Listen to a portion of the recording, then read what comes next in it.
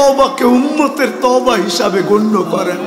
আপনি আমাদের উপরে বড় নারাজ হয়ে গেছেন। নাইলে অতীত তাকাইলে দেখি মালিক, একজন হাত তুলতে দেরি, একজন চিৎকার দিতে দেরি, একজন আপনাকে অনুরোধ করতে দেরি, একজন বলতে দেরি, আকাশ থেকে সাহায্য আসতে দেরি হয় নাই।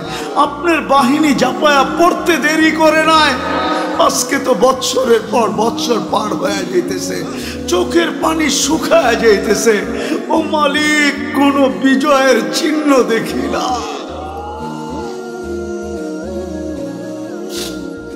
কত রোজাও তো ফিলিস্তিন ওয়ালাদের ইফতার হয়তো লাশ দিয়া, সেহরি হয়তো লাশ দিয়া। আল্লাহ, এই রোজাও কি এরকমই হবে? জানি না মালিক। এত নারাজ হয়ে গেলেন কেন মালিক? এত নারাজ হয়ে গেলেন কেন? বেশক আমরা শাস্তির যোগ্য, অস্বীকার করি না, কিন্তু আপনি শাস্তি দেন না। আপনার হাবিবের দুশ্মন, আপনার দুশ্মন, আমাদের দুশ্মন, ইসলামের দুশ্মন, কোরআনের দুশ্মন, হাদিসের দুশ্মন, সমস্ত কিছুর দুশ্মন, এদের মাধ্যমে আমাদেরকে পিটা খাওয়ান কেন মালিক? কেন মার খাওয়ান? কেন ওদের হাতে আমাদেরকে বেইজ্জত করেন? কেন আমাদের মা বোনদেরকে বেইজ্জত করান? কেন দুধের শিশুর রক্ত জড়ে ওদের হাত দিয়া? আপনি কি আমাদেরকে ছেড়েই দিলেন? আমরা যাব তো যাব কোথায়? আমরা তো এই কথায় বিশ্বাসী, লা মালজা ওয়ালা মানজা, লা মালজা ওয়ালা মানজা মিনকা ইল্লা ইলাইক। ডাইনে দেখি তো আপনাকে দেখি, বামে দেখি তো আপনাকে দেখি, সামনে দেখি তো আপনাকে দেখি, পিছে দেখি তো আপনাকে দেখি, উপরে দেখি তো আপনাকে দেখি, নিচে দেখি তো আপনাকে দেখি, নিচের দিকে তাকাই তো আপনাকে দেখি, ভিতরে তাকাই তো আপনাকে দেখি, বাহিরে তাকাই তো আপনাকে দেখি। আপনাকে ছাড়া তো কাউকে আমরা চিনি না মালিক।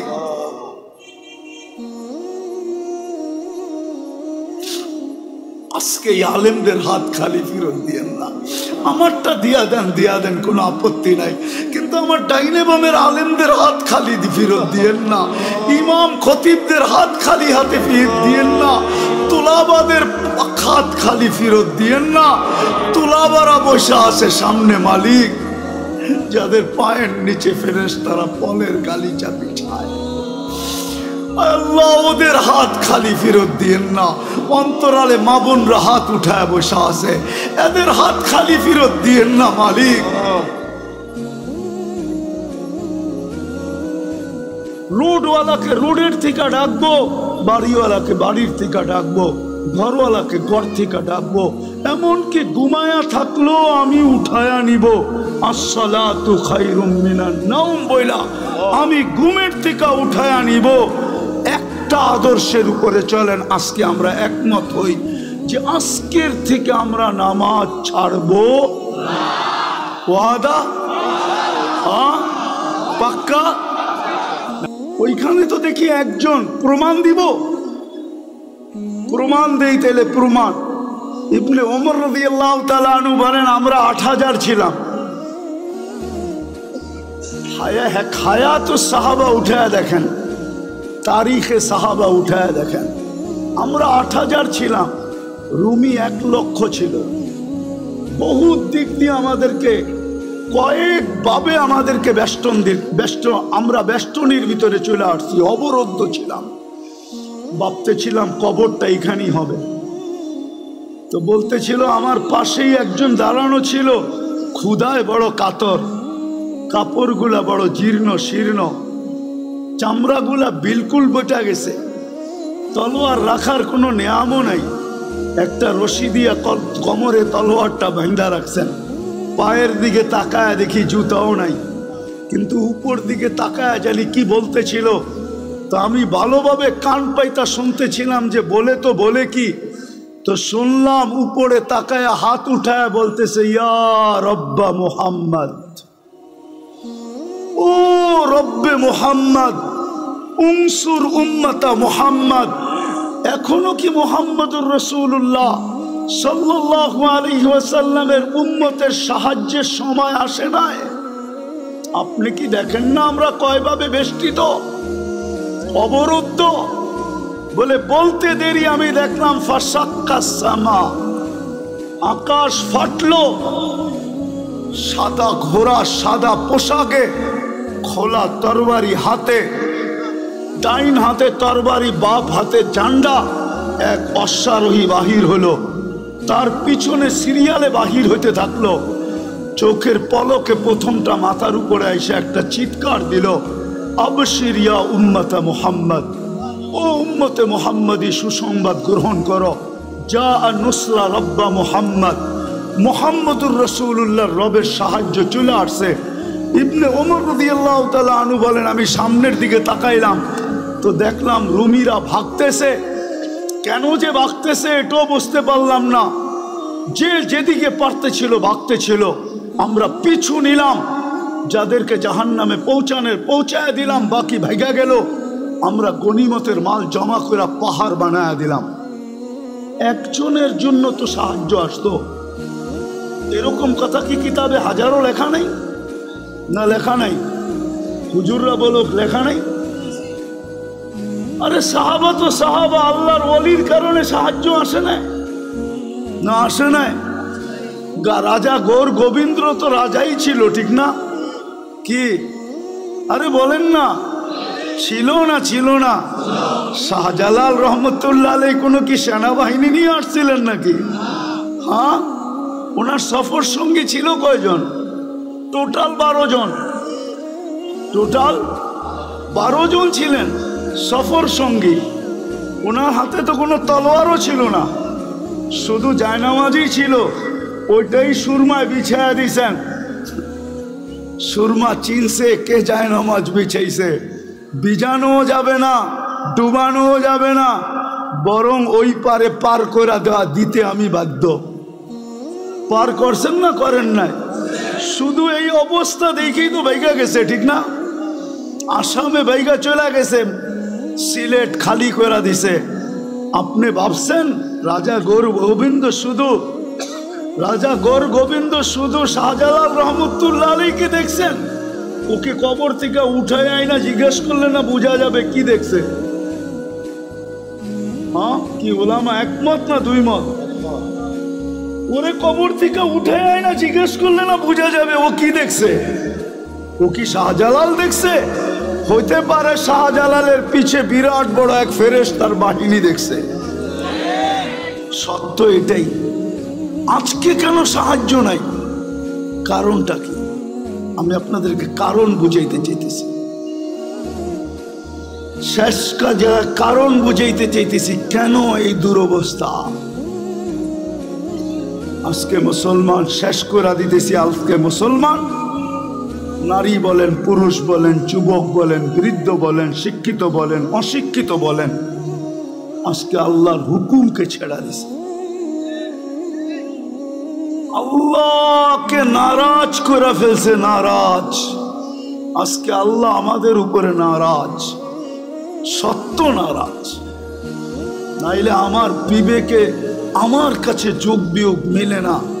কেন ফিলিস্তিনে অন্য দেশে ফাটতো তো আমার মনকে বুঝাইতে পারতাম, কিন্তু ফিলিস্তিন ঘুরে আসার পরে আর আজকের পটভূমি চিত্র আমার কাছে মিলে না। যে মিলবো তো মিলবো কি করে? ওইখানে তো খলিল শোয়া, ওই জমিন, ওইখানে বোম ফাটে কি করে? অথচ সবচেয়ে বেশি আবাবিলের বসবাস হইল ফিলিস্তিনে। সবচেয়ে বেশি দুনিয়ার আবাবিল যেটায় বাস করে ওটা হলো ফিলিস্তিন। হুকুম দেন না কেন?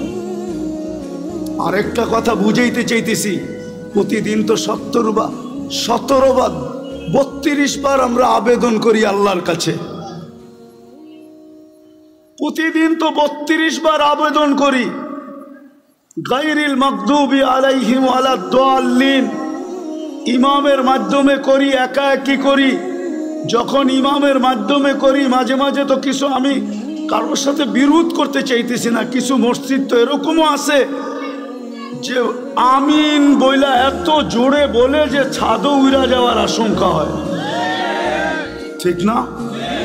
কিন্তু আমরা কি বলি, এটা আবেদন তো করি আল্লাহ দুইজনের হাত থেকে আমাদেরকে বাঁচান, কিন্তু ইহুদি নাসারা দুইজনের হাতেই তো আজকে আমরা সবচেয়ে বেশি নির্যাতিত। তাইলে আমাদের 32 বারের আবেদন যায় তো যায় কোথায়? আমাকে বুঝান, 32 বারের আবেদন আমাদের কোথায় গেল? আমরা যে সূরা ফাতিহা পড়লাম আর জোরে আমিন বললাম আর আস্তে বললাম, আমাদের এই বলাটা কোথায় গেল? কেন কবুল হয় না? কবুল হইলে তো এই অবস্থা হওয়ার কথা না। যে অবস্থা আজকে দেখতেছি, মুসলমানকে নিয়ে সবাই খেলে, ঠিক না? ফকির হইলাম আমরা, আর টাকা বিদেশে পাচার হইয়া বড় লোক হইল ওরা। আপনি ভাবেন যারা নিয়ে গেছে ওরা বড় লোক হয়েছে? ইম্পসিবল। আমি চিনি আমেরিকা, কানাডা চিনি, ইংল্যান্ড চিনি, সুইস ব্যাংক চিনি, আমি আমাকে চিনাইতে হবে না। হ্যাঁ, আমি চিনি, বহুত মানুষকে চিনি, 2-4 জন প্রেসিডেন্টও চিনি যারা ট্যাক্সি চালায়, ট্যাক্সি আমেরিকাতে ট্যাক্সি চালায়। অবশ্য আমাদের দেশের না, আফ্রিকান দেশের। নিয়ে গেছিল খুব, এখন ট্যাক্সি চালায়। কেন এই দুরবস্থা? একটু ভাবেন, চলা তো যাব, থাকা তো যাবে না, পুঙ্খানো হিসাব তো নিবে। সত্য তো এটাই। যদিও কেউ মাঝে মাঝে জিজ্ঞাসা করে, হুজুর 60 বৎসরের হিসাব নিতে 50,000 বৎসর লাগবে কেন? আমি বলি, শোনো, তুমি ডেলি কতটুকু অক্সিজেন, কয়বার শ্বাস প্রশ্বাস নিছিলে? কয়বার? আরে 1,60,000 বার। তো মাসে কত নিছিলেন? বৎসরে কত? 60 বৎসরে কত? স্বাভাবিক শ্বাস নেওয়ার দাম তো আমাদের দেশের এক শিল্পপতি আমাদেরকে শিখায় গেছিলেন, কিন্তু আমরা তো এটাকে মাথায় ধারণ করি নাই। 2020 করোনা লগ্নে বাংলাদেশের প্রথম সারির এক শিল্পপতি মারা গেছিলেন। ওনার জন্য ডাক্তারের টিম যখন চায়নার থেকে আনা হলো, আর উনি ভেন্টিলেটারে ছিলেন, তো উনি কামরায় ঢুকার পরে ডাক্তারদেরকে বলছিলেন, আমার সুস্থতার প্রয়োজন নাই, আমাকে শুধু স্বাভাবিক শ্বাস নিতে দাও, আমি তোমাদেরকে আমার পুরা কোম্পানি লেখা দিব। ব্যাপারে আসছে, ব্যাপারে জান, মিডিয়া লেখা আছে এখনো, আমি নাম বলতেছি না। আপনি যে ডেলি স্বাভাবিক শ্বাস নিতেছেন, এটার বিনিময়ে কি করছেন? এই হিসাব কিন্তু মিলাই দিতে হবে। বিদায় আমি শেষ জায়গায় চলে আসছি। আজকে এই দুরবস্থার কারণ একটা, শুধু প্রথম একটা, আল্লাহকে না মানা। আল্লাহকে সব বুক করি কার? কিন্তু শিক্ষিত মানুষগুলা যদি প্রশ্ন করে আল্লাহকে মানব কি করে, আল্লাহকে তো চোখে দেখি না, লা তারাহুল উয়ুন ওয়ালা তুখালিতুহুদ দুনুন, দেনদারণে আনা যায় না, ওয়ালা ইয়াসিফুহুল ওয়াসিফুন, বর্ণনা দিয়ে শেষ করা যায় না। আল্লাহ তো একটা পদের মালিক না, আল্লাহ তো শুধু আল্লাহ না, আল্লাহ তো রহমান, আল্লাহ তো রহিম, আল্লাহ তো মালিক, আল্লাহ তো কুদ্দুস, আল্লাহ তো সালাম, আল্লাহ তো মুমিন, আল্লাহ তো মুহাইমিন, আল্লাহ তো আজিজ, আল্লাহ তো জব্বার, আল্লাহ তো মুতাকাব্বিরুল খালিকুল বারিউল মুসাব্বিরুল গফফারুল কহ্হারুল ওয়াহাবুর রাসাকুল ফাত্তাহুল আলিমুল কাবিদুল বাসিতুল খাফিদুর রাফিউল মুইসুল মুদিল্লুস সামিউম বাসিরুল হাকামুল আদলুল লতীফুল খবীরুল হালিমুল আযীমুল গফুরুশ শাকুরুল আলিয়ুল কবীরুল হাফিজুল মুকিতুল হাসিবুল জলিলুল করিমুর রকিবুল মুজিবুল ওয়াসি আল হাকিমুল ওয়াদুদুল মজিদুল বাঈসুল শাহীদুল হকুল ওয়াকিলুল المتين الولي الحميد الموصي المبدي المعيد المحيي المميت الحي والقيوم الواجد الماجد الواحد الأحد الصمد القادر المقتدر المقدم المؤخر الأول والآخر الظاهر والباطن الوالي المتوالي البر التواب المنتقم العفو الرؤوف مالك الملك ذا الجلال والإكرام المقسط والجامع والغني والمغني المانع الضار النافع النور আল হাদি আল বাদি ওয়াল বাকি আল ওয়ারিস ওয়ার রশিদ আস সাবুর জাল্লে জালালু। আল্লাহ তো 99 পদের মালিক, আল্লাহকে মানবো তো মানবো। প্রশ্ন যদি করে কি করে মানবো? এই জন্যই আল্লাহ বলছেন সিরাতুন নবী লাকাদ কানা লাকুম ফি রাসূলিল্লাহি উসওয়াতুন হাসানা আতিউল্লাহ ওয়া আতিউর রাসূল। আমার বন্ধুকে মাইনা দেখায় দাও। কিন্তু আফসোস তো এইখানেই, বন্ধুকে যদি এই উম্মত মানতো তাহলে সবচেয়ে বেশি বন্ধুর আদর্শ মুসলমানের ঘরে নির্যাতিত হতো না, ঘৃণিত হইতো না, অবহেলিত হইতো না, দীক্ষিত হইতো না, লাঞ্ছিত হইতো না, বঞ্চিত হইতো না। এটাই তো কাঁদি শুধু। নাইলে মুসলিম যুবক 50 টাকার চুল 500-1000 টাকা দিয়ে কাটবে কেন? বিজাতির রঙে রঙিন হবে কেন? ও কি রসুল কি আদর্শ দেয় নাই চুল কাটার? না, দেয় নাই। রসুলের আদর্শ মতো চুল কাটলে তো চুলের প্রত্যেক চুলে সওয়াবও পাইতো, আল্লাহ রাজি থাকতো, কিয়ামতের দিন হাত পাতার সুযোগ হইতো। যুবক যদি আল্লাহর রসুলকে কিয়ামতের দিন দেখতে দেরি, হাত পাততে দেরি করতে পারতো না, হাত পাততে পারতো। যদি জিজ্ঞাসা করতো হাত পাতিস কেন? আপনার আদর্শে চুল কাটছি, সওয়াব তো পাইছি, কিন্তু আপনার পক্ষ থেকে কিছু দিবেন না? বকশিস কি দিবেন না? মজুরি পাওয়ার পরেও তো হাত পাতে কেন? একটু বকশিস দেন না। এই মাইকালারও তো পুরা টাকা নেওয়ার পরে অপারেটররা হাত পাতবে, আমাদেরকে কিছু বকশিস দিবেন না? জিজ্ঞাসা করেন পাতবে কি পাতবে না?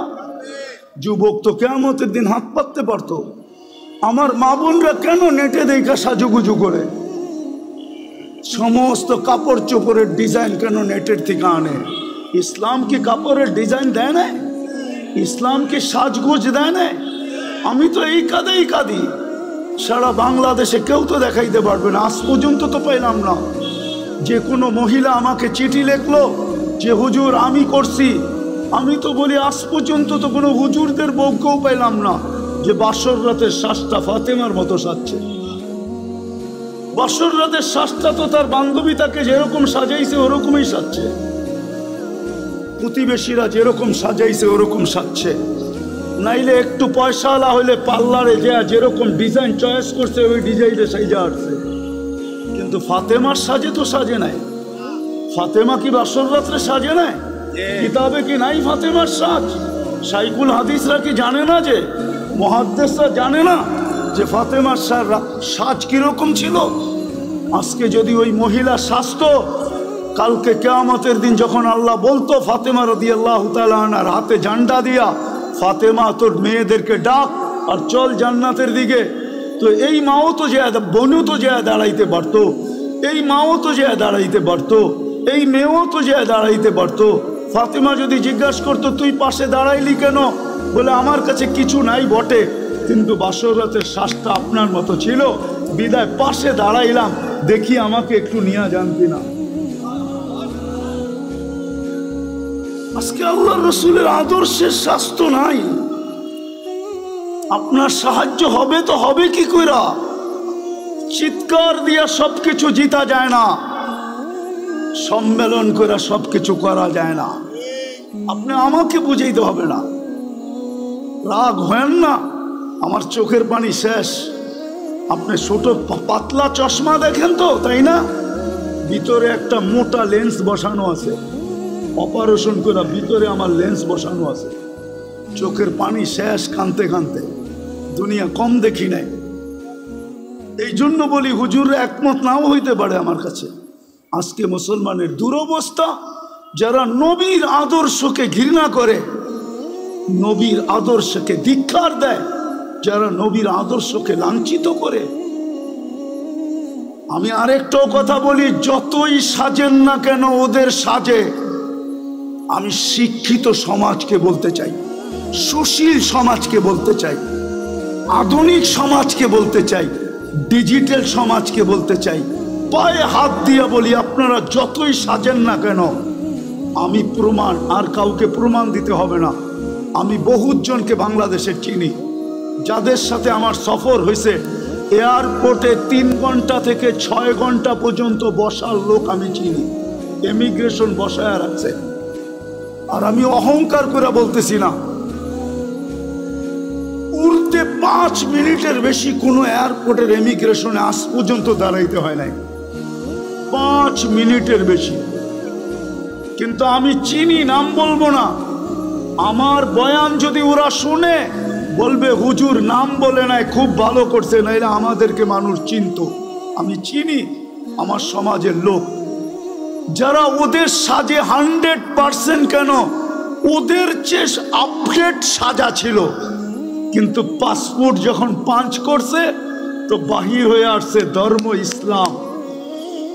বলছে তোর ধর্ম তো ইসলাম, তুই আমাদের চেয়ে বেশি আপডেট। সন্দেহ আল্লাহ ঢুকায়া দিছে, বস তুই, তোকে আগে যাচাই বাছাই করে নেই। 3 ঘন্টার থেকে 6 ঘন্টা পর্যন্ত যাচাই বাছাই করছে। শুনে রাখো যুবক, তুমি যতই ওদের মতো 14 তারিখ উদযাপন করো, আর যতই 31st নাইট তুমি উদযাপন করো, ওদের যত কালচার তুমি নিজের ভিতরে আনো না কেন, কিন্তু এক জায়গায় তুমি ধরা খাওয়া। আজকাল সবকিছু অনলাইনে। তোমার জন্ম নিবন্ধন যখন করতে গেছে তোমার মা বাবা, তো ভুলে হইল ধর্ম ইসলাম লেখা দিয়ে আসছে। স্কুলে যখন ভর্তি করাইতে গেছে তো মনের বিরুদ্ধে হইল ইসলাম লেখা দিয়ে আসছে। আইডি কার্ড যখন বানাইতে গেছে তো তোমার মনে না চাইলেও তুমি ধর্ম ইসলাম লেখা দিয়ে আসছো। পাসপোর্ট যখন বানাইছো তখনও তুমি ধর্ম ইসলাম লেখা দিয়ে আসছো। যেই দিন তুমি চাকরির অ্যাপ্লাই করছো ওই দিনও তুমি ধর্ম ইসলাম লেখা দিয়ে আসছো। অনলাইনে সারা দুনিয়ায় চলে গেছে, হেড অফিসে জমা হয়ে গেছে। অনলাইনের হেড অফিস হলো তেল আবিব, আমাকে চিনাইতে হবে না। অনলাইনের হেড অফিস হলো তেল আবিব। তেল আবিবে চলে গেছে তুমি মুসলিম, তোমার সাজের দিকে ওরা দেখবে না। আমার বয়ানে আছে, বয়ানে 2008-এর কাহিনী, 2008-এর কাহিনী আমার বয়ানে আছে। বয়ানে তোমার সাজগোজ ওরা দেখবে না, সাজগোজ। আমি যেদিন জার্মানির ভিসা নিতে গেছি 6 দিন আগে আমার বড় ছেলে মারা গেছিল। আমি 6 দিন পরে জার্মানির এম্বাসিতে গেছি, আমার ইন্টারভিউ ছিল। তখন আমি এই পরতাম না, সাদা লুঙ্গি সাদা পাঞ্জাবি পরতাম, এরকমই একটা রুমাল কাঁধে থাকতো। আর পান খুব খাইতাম, সাদা একটা স্টিলের পানের বাটা হাতে থাকতো, লাঠি থাকতো না। আমি পান খাইতে খাইতে ঢুকতেছিলাম। ইন্টারভিউর সময় ঘড়ির কাঁটা দেখা, কিন্তু ভিতরে ঢুকা আমি দেখতেছিলাম মনে হয় আমি একটা কুকিলের মেলে একটা কাকেই গেছিলাম। সবাই আমার দিকে যেরকম চাইতেছিল, তো আমার মনে হইতেছিল আমি কুকিলের মেলা একটা কাক। ওরা যেইভাবে সাজগোজ করে গেছে, আমাকে ইন্টারভিউর জন্য যখন ডাকছে, আমাকে প্রথম প্রশ্ন ছিল তুই এতদিন জার্মানি যাস নাই কেন? সেনজিং ভিসা, আমার 25 দেশের সফর ছিল। তা আমি বললাম প্রয়োজন ছিল না, এত দেশ গেলি, জার্মানি গেলি না, এখন দরকার যাব। জিজ্ঞাসা করলো তুই কি করিস? বললাম। তো জিজ্ঞাসা করলো আমার সোনাগুলা কালো হইলো কেন? তো আমি বললাম তুমি পারফিউম খুব ব্যবহার করো মনে হয়। বলছে হ্যাঁ। তো এগুলা আমি পরিষ্কার করব কি করে? আমি বললাম চলো আমার কারখানায়। বললো এত দূর তো যাওয়া যাবে না, ঘরোয়া পদ্ধতি বলো। তা আমি ঘরোয়া পদ্ধতি বলতেছিলাম, আর ওর ভিসা প্রিন্ট করতেছিল। আমাকে বলল 600 এত টাকা দাও, 6000 এত টাকা দাও। দিলাম। আমাকে বলল তুই 2 মিনিট বস। আমি তো দেখছি ভিসা প্রিন্ট করা শেষ, ও শুধু সিগনেচারের জন্য যেতেছে। গেল 1 মিনিট পরে এসা বলতেছে ভিসা ওকে নিয়ে যাও। তো মানুষ তো ভিসা এমনি দেখে, আমি উল্টা দেখতেছিলাম। মানে ভিসার মুখ ওই কুকিলদের দিকে, আর পাসপোর্টের উল্টা সাইডটা আমার মতো কাকের দিকে। মানে আমার উদ্দেশ্যই ছিল যে দেখাই সাইজা গুজা আসলেই ভিসা মিলে না, এই দেশের নিয়ম এরকম না। নাইলে আমার সমাজ আমার যুবকরা 30 লাখ দিয়ে ইউরোপে কেন যাবে? শত যুবকের কবর কেন সাগরে হবে? আমি চিনি আমেরিকাতে যারা 50 লাখ টাকা দিয়ে মেক্সিকোর জঙ্গল দিয়ে পার হয়েছে। একটা কাহিনী না, শত কাহিনী আমার এখানে আছে। বিদায় এই জন্যই বলতেছি, যতই সাজি না কেন, যেই সমাজকেই বলেন, যারাই বলে ওদের সাথে আমার চ্যালেঞ্জ, ও যতই সাজুক না কেন, যতই বিকেনি পড়ুক না কেন, 3/4 পড়ুক না কেন, ওদের সুরে কথা বলুক না কেন, টকশোতে বৈশা ইসলাম বিদ্বেষী প্রচার করুক না কেন, কিন্তু ওরা জানে এই লোকটা কাগজে কলমে মুসলমান। শুধু আমাদের থেকে কিছু নেওয়ার জন্য এরকম ভান ধরছে, নিজেকে সাজাইছে। ওরা কোনোদিন মনে প্রাণে আপনাকে মুসলমান, আপনাকে ওদের ভাবে না, ভাববে না, কোনো দিন না। বিদায় শেষ কথা, আসেন সিরাত এটাই আজকে দুরবস্থা, শুধু রসুলের আদর্শ ছাড়ার কারণে। সবকিছু বাদই দিলাম, একটাই যদি ধরে রাখতো জাতি, আজকে 90% মুসলমান নামাজ পড়ে না। আমি তো বলি এই জাতি যদি 1 মাস নামাজ পড়তো, 1 মাস, উম্মতে মুসলিমা উম্মতে মুহাম্মদী যদি 1 মাস 100% নামাজ পড়তো, আর 11 মাস যদি নাও পড়তো, আর আল্লাহ যদি জিজ্ঞাসা করতো তুই 11 মাস পড়িস না কেন, কয় কেন, বৎসরে মাস কয়টা? তো আল্লাহ বলতো 12টা। 1 মাসই তো 70 মাস ছিল, 12 থেকে 12 বাদ দিয়া দেন, তারপরও তো আমার 58 মাসের ব্যালেন্স আছে, আমার কাছে বেশি আছে। কিন্তু রমজানেও তো 50% নামাজ পড়ে না, এখন তো 90% পড়ে না, না নারী, না পুরুষ, না যুবক, না বৃদ্ধ। আপনি সাহায্য চান কি করে? মাথা উঁচা করে দাঁড়াইতে চান কি করে? 3 বার তো আপনাকে নির্বাচিত করলেন মানুষ হিসাবে, মুসলমান হিসাবে, উম্মতে মুহাম্মদী হিসাবে, বাকিগুলা বললামই না। 3 বার তো আপনি আল্লাহর পক্ষ থেকে নির্বাচিত, 3 বারই তো কুদরতি হাতে নির্বাচিত। মানুষ তৈরি করছেন কুদরতি হাত দিয়া, মুসলমান হিসাবে নির্বাচিত করছেন সমগ্র মানুষের ভিতর থেকে কুদরতি হাত দিয়া, উম্মতে মুহাম্মদী হিসাবে নির্বাচিত করছেন কুদরতি হাত দিয়া। আপনি সাহায্য চান কি করে? আপনাকে সাহায্য করে তো করে কি করে? আপনার বিবেককে প্রশ্ন করেন, বলেন তো হুজুর আছে না, হুজুর থাকলে কি হবে? উম্মত, এটা হুজুর না উম্মত। হুজুরও কয় পার্সেন্ট হুজুর বলেন? আরে বলেন না, 200 কোটির ভিতরে কয়শো কোটি হুজুর? 300 কোটি? কয় পার্সেন্ট হুজুর? বাংলাদেশে কয় পার্সেন্ট হুজুর? সারা দুনিয়ায় কয় পার্সেন্ট মুসলমানের ভিতরে হুজুর? হুজুর দেখা, দাড়ি দেখা, টুপি দেখা, জুব্বার পাগড়ি দেখা 90% মুসলমান নামাজ পড়ে না। আপনাকে সাহায্য করে তো করে কি করে বলেন? অথচ 5 বেলা কে ডাকে? কে ডাকে? আরে জোরে বলেন, কোন আল্লাহ? 99 পদের মালিক আল্লাহ ডাকে। সামান্য একটু পদস্থ ব্যক্তি ডাকে সাড়া না দিলে হাতকড়ি পড়তে হয়, বেরি পড়তে হয়। আমি জানি, আমি জানি, আমি কখনো মুখ খুলি না তো। আমার বললাম না আমি ঠান্ডা হুজুর, আমি জানি।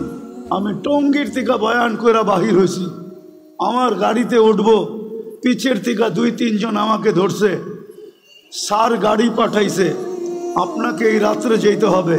কোথায়? জায়গার নাম বলছে যেটা বাংলাদেশের এক কোনায়। স্যারের প্রোগ্রাম কালকে দুপুরে। আমি বললাম আমার 3টা মাদ্রাসার প্রোগ্রাম আছে। বলছে স্যার এত কিছু জানে না, গাড়ি পাঠাইছে, আমাদেরকে পাঠাইছে, সোজা গাড়িতে বসেন, বাসায় ফোন করেন, সসজ্জায় আপনাকে কালকে আবার গাড়ি দিয়ে ঢাকা পৌঁছায় দিব। আমি ওই ব্যক্তি, আমি চিনি। সামান্য একটু কথা না মানলে হাতকড়ি হয়, বেড়ি হয়, জেল জরিমানা হয়। ও ঢাকার মানুষ বলেন না ডেলি 90% মুসলমান নামাজ পড়ে না। 5 বেলা আল্লাহ ডাকে, বুক করে কাটটা। ও যুবক, কাটটা বুক করে বলো না, ওই আল্লাহ ডাকে, তারপরও তো আসে না। আপনাকে যে এখনো বাঁচায় রাখছে, শুকরিয়া আদায় করেন। এই জন্যই তো ইহুদিরা একটা স্লোগান দেয় বর্তমানে, হিব্রু ভাষা তো বোঝেন না, শুধু চিৎকার দেন। ইহুদিদের একটা স্লোগান এখন চলতেছে, স্লোগান সারা দুনিয়ার ইহুদিদের, যেটা আমি আরবি ভাষায় বানায় নিয়ে আসছি। কেন আপনাদের মসজিদের উপরও স্যাটেলাইট লাগায় রাখছে, সিসি ক্যামেরা লাগানো আছে, ওরা দেখে ফজরে কয়জন, জুমায় কয়জন। এই জন্যই ওরা চিৎকার দিতেছে, এখনই সুবর্ণ সুযোগ। আরেকটা মনে উঠলো, যদিও বলা উচিত না, আপনি সাহায্য চান কি করে? সৌদি আরবের মতো দেশের পোশাকের কি অ্যাডভার্টাইজ দিতে যায়, খোলা আকাশের নিচে খোলা মঞ্চে উলঙ্গ ডান্স দেখেন না? আপনি সাহায্য চান কি করে? বলেন কি করে চান? কি করে চান? যুবকদের পায়ে হাত দিই, সারা রাত্র আনলিমিটেড। হয়তো ঘরে ওয়াইফাই আছে, নাইলে প্রতিবেশীর পাসওয়ার্ড আছে, নাইলে বন্ধুদের হটস্পট।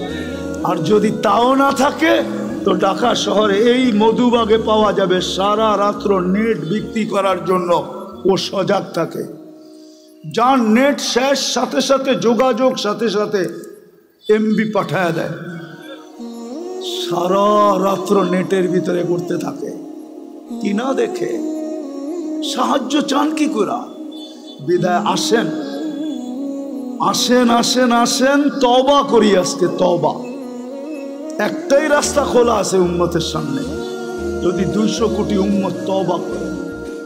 কিন্তু আফসোস তো আমাদের, আফসোস আমার এটাও, আমাদের স্কলারদের কাছে আমার একটা আফসোসের আবেদন, আজ পর্যন্ত কোনো দুনিয়ার কোনো দেশের স্কলারদেরকে দেখলাম না, ধর্মীয় স্কলারদেরকে সারা দেশের মানুষকে বলল যে চলেন ফিলিস্তিন আমাদের থেকে 7 সমুদ্র 13 নদীর ওই পারে, আমরা কিচ্ছু করতে পারি না, চলেন আমরা একটা দিন তওবা ডে উদযাপন করি।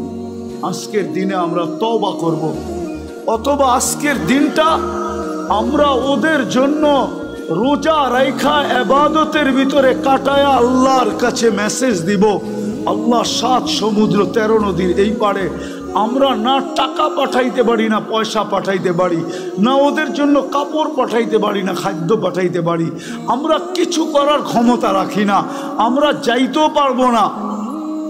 যদিও সমস্ত দেশ অনুমতি দিবে, কিন্তু আপনার প্রতিবেশীর দেশ অনুমতি দিবে না যে আপনি ইসরায়েলে, ফিলিস্তিনে যাবেন ইসরায়েলের বিরুদ্ধে, আপনার প্রতিবেশী দেশ আপনাকে অনুমতি দিবে না, না, না, না, না, না।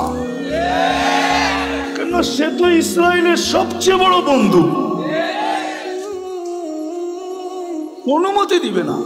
বিদায় যদি আমাদের স্কলাররা একটা দিন দিত, জাতিকে বলতো চলেন আমরা অমুক দিন রোজা রাখি, তওবা করি, আল্লাহর কাছে ইবাদত করে বলি, মেসেজ পাঠাই, কিন্তু আজ পর্যন্ত তো একটা দেশেও দেখলাম না, একটা দেশও তো পাইলাম না। কোন স্কলারের মুখ থেকে তো এই আহ্বানটা জাতির সামনে আসলো না, বড় দুঃখ লাগে। এই জন্য আসেন আমরা এখন তওবা করি। করবেন? করবেন? হ্যাঁ পারবেন? কে কে করবেন দেখি? হ্যাঁ তাইলে বলে দেন, আল্লাহ অতীত থেকে তওবা করলাম। বলেন, বলেন, আপনি আমাদের তওবা কবুল করেন, আমাদের গুনাহ মাফ করে দেন। চলেন আপনাদের তওবার একটা প্রমাণ দিই। লম্বা হয়ে যেতেছ না তো? হ্যাঁ, আবার কোনোদিন আসি না, না আসি কে জানে। এই জন্য মনে উঠলো, এই জন্য বলতেছি। আদম আলাইহিস সালাম বলতেছিলেন যে আমি একটা ভুল করছি, করতে দেরি, আমাকে জান্নাত থেকে বাহির করে দিতে দেরি করেন নাই। সত্য তো? কিন্তু উম্মতে মুহাম্মদী সারাদিন গুনাহ করবে, রাতের 3 ভাগের 1 ভাগ অতিবাহিত হইতে দেরি, আল্লাহ উম্মতে মুহাম্মদীকে ডাইকা ডাইকা গুনাহ মাফ কইরা জান্নাত হাতে উঠায়া দিয়ে দিলেন। জিজ্ঞাসা করেন এই হাদিস আছে কি নাই? আমরা তওবা করছি যখন নিষ্পাপ, নবীর সব আদর্শ বাদিয়ে দিলাম, একটা আদর্শের উপরে চলেন আমরা উঠি, সব আদর্শ বাদ দিলাম। আল্লাহ রসুলের সবচেয়ে বড় আদর্শ, জমিনে যখন পা রাখতে দেরি, চাদরে রাখতে দেরি, সেজদা করতে দেরি করেন না, শুধু চাদরে রাখছেন। দাই শেফা আব্দুর রহমান ইবনে আউফ রাদিয়াল্লাহু তাআলা আনহুর আম্মা চাদরে রাখতে দেরি, ডাইন দিক হয়ে সেজদা করতে দেরি করেন না, লম্বা সেজদা। আম্মা জান বলছিলেন, বেটা সেজদায় যে কি বলছিলি তুই আমি জানি না, কিন্তু তুই সেজদায় কিছু বলতেছিলি। আমি তো বলি সেজদা করেন নাই, উম্মতকে মেসেজ দিছেন, উম্মত নামাজ নামাজ নামাজ নামাজ। এই জন্য যাওয়ার সময়ও চিৎকার দিছিলেন, আসসালা আসসালা, নামাজ নামাজ নামাজ। আর সবচেয়ে বেশি ব্যথিত ছিলেন যখন মুসা আলাইহিস সালাম বলতেছিলেন, 50কে তো 5 বানায় নিয়ে আসছেন বটে, কিন্তু উম্মত পড়বে না, আরো কমায় নিয়ে আসেন, আরো কমায় নিয়ে আসেন। কিন্তু লজ্জার ছাপ চেহারায় ছিল, বলতেছিল লজ্জা লাগে, 9 বার গেলাম আবার যাব, কিন্তু দিলে আগুন জ্বলতেছিল, না পড়লে এই চেহারাটা আল্লাহকে কি করে দেখাবো। আমার মনে হয় তখনই আল্লাহ কানে কানে বইলা দিছিলেন, বন্ধু যান নিয়া যান, পড়বে 5 ওয়াক্ত, সোয়াব দিব 50 ওয়াক্তের, পরিশ্রম কমায় দিলাম, সোয়াব কমাবো না, বরং আরো বাড়ায়া দিব। বাজমাত পড়লে 1 ওয়াক্তের সোয়াব 270 ওয়াক্তের দিব, মক্কায় পড়লে 1 লক্ষ ওয়াক্তের দিব, মদিনায় পড়লে 50,000 ওয়াক্তের দিব, বাইতুল মুকাদ্দাস পড়লে 25,000 ওয়াক্তের দিব। সাথে সাথে বন্ধু নিয়ে যান, আমি ডাইকা ডাইকা পড়ায় নিব। অফিসওয়ালাকে অফিস থেকে ডাকবো, আদালতওয়ালাকে আদালত থেকে ডাকবো, খামারওয়ালাকে খামার থেকে ডাকবো, মেইলওয়ালাকে মেইল থেকে ডাকবো, হাটওয়ালাকে হাটের থেকে ডাকবো, বাজারওয়ালাকে বাজার থেকে ডাকবো, ঘাটওয়ালাকে ঘাটের থেকে ডাকবো, রোডওয়ালাকে রোডের থেকে ডাকবো, বাড়িওয়ালাকে বাড়ির থেকে ডাকবো, ঘরওয়ালাকে ঘর থেকে ডাকবো, এমনকি ঘুমায়া থাকলেও আমি উঠায়া নিব। আসসালাতু খায়রুম মিনান নাওম বইলা আমি ঘুমের থেকে উঠায়া নিব। একটা আদর্শের উপরে চলেন, আজকে আমরা একমত হই যে আজকের থেকে আমরা নামাজ ছাড়বো না। ওয়াদা? হ্যাঁ, পাক্কা? আরেকটা কাজ করতে হবে, তাইলে ইনশাআল্লাহ ইহুদিদের স্লোগান ভাঙ্গা যাবে। ওরা কিন্তু আজকে স্লোগান দিতেছে, আমি প্রমাণ দিতে পারবো আপনাকে, ওদের কিতাবে লেখা আছে এটা সত্য, আপনি প্রমাণ নিলে নিতে পারেন আমার কাছ থেকে। আজ থেকে বলি না, আমি এটা 90 দশক থেকে বলি, কারণ আমার কাছে অকাট্য প্রমাণ আছে, ওদের কিতাবে লেখা আছে যতদিন ফজরের জামাত আর জুমার জামার সমান না হবে 200 কোটি জান দিলেও কোনো কাজে লাগবে না, বিজয়ের পালা শুরু হবে না। আল্লাহর ঘর খালি আপনাকে বিজয় দেয় তো দেয় কি করে? এটা কি বিবেকে বোঝেন না? 5 বেলা আল্লাহ ডাকে, আর 90% মসজিদে আসে না, জায়নামাজে দাঁড়ায় না, যেই জায়গায় আসে ওই জায়গায় দাঁড়ায় আল্লাহু আকবার বলে না। ওকে সাহায্য করে তো করে কি করে? আপনি জিতা যাবেন শক্তি দিয়া? জিতেন না, জিতেন না। কোথায় জিতলেন এই পর্যন্ত? কোথায় জিতলেন? কোথায় জিতলেন? 1400 বছর আগে সাহায্য কোথায় আপনার সাথে বলেন? কোথায়? 500 বছর আগে সাহায্য কোথায়? 1000 বছরের আগে সাহায্য কোথায়? শুধু চিৎকার দিয়ে মানুষের ব্রেন উল্টা করলে হবে না যে এটা হইলেই আমরা সব কইরা ফেলবো। দুনিয়াটা এত সহজ না। রাগ হয়ে যাবেন আরেকটু বলবো? হ্যাঁ, আপনি জানেন এই কাপড়টা কয়বার সুদে ডুব দিছে? বলেন তো কেউ, কয়বার বলেন তো? আমি গয়না দিব 6 বার সুদে ডুব দিছে। 6 বার। কয়বার? কয়বার? কয়বার? 6 বার। যে তুলা চাষ করছে সে লোন নিয়ে তুলা চাষ করছে, যে তুলা ইম্পোর্ট করছে সে সুদ নিয়ে ব্যাংকের এলসি নিয়ে, আগাম এলসি নিয়ে সে ইম্পোর্ট করছে। যে তুলার থেকে সুতা বানাইছে সেও মেইল করছে সুদের ব্যাংকের টাকা নিয়ে। যে তুলা সুতার থেকে গেরে বানাইছে সেও সুদের টাকা ওইখানে মিশ্রিত করছে। গেরের থেকে যে ডাইং করছে সেও সুদের টাকা নিয়ে মেইল করছে। ডাইং এর থেকে যে ফিনিশিং করে মার্কেটিং করছে সেও সুদের টাকা নিয়ে করছে। কয়বার হইল? সিস্টেমটা পুরা উল্টা হয়ে গেছে। আপনি চিৎকার দিলে কিছু হবে না। ফিরে আসেন, কোরআন এটাই বলে লিউযিকাহুম বাদাল্লাযী আমিলু লাআল্লাহুম ইয়ারজিউন। তোমরা পিছে ফিরো, পিছে পিছে দেখো, পিছে।